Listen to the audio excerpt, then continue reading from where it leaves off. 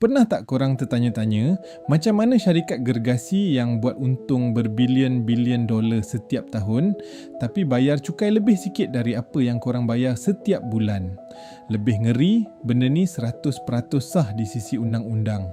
Hari ni saya nak bongkarkan rahsia terbesar korporat. Taktik ajaib ini dipanggil profit shifting atau pemindahan keuntungan. Secara asasnya, syarikat-syarikat ini tak sorok duit dalam dinding rumah, tapi mereka eksploitasi kelompongan undang-undang antarabangsa.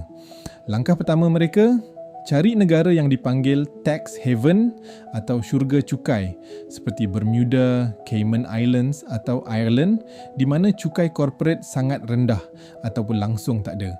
Bila dah jumpa syurga cukai, mereka akan buka satu anak syarikat di sana. Tapi anak syarikat ni tak hasilkan barang pun.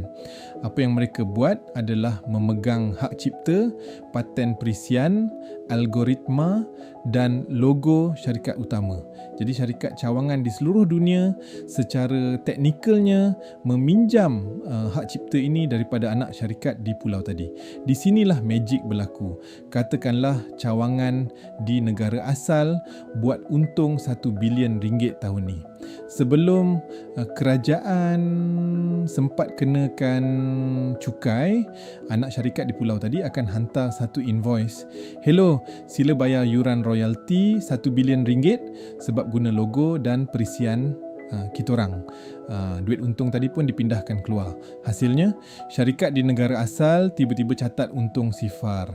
Bila untung kosong, tak ada cukai yang perlu dibayar. Sistem cukai ni direka untuk orang kaya atau untuk kita. Percayalah, selagi ada akal, akauntan cukai korporat akan sentiasa cari jalan baru. Komen pendapat korang kat bawah dan follow untuk lebih banyak pendedahan macam ni.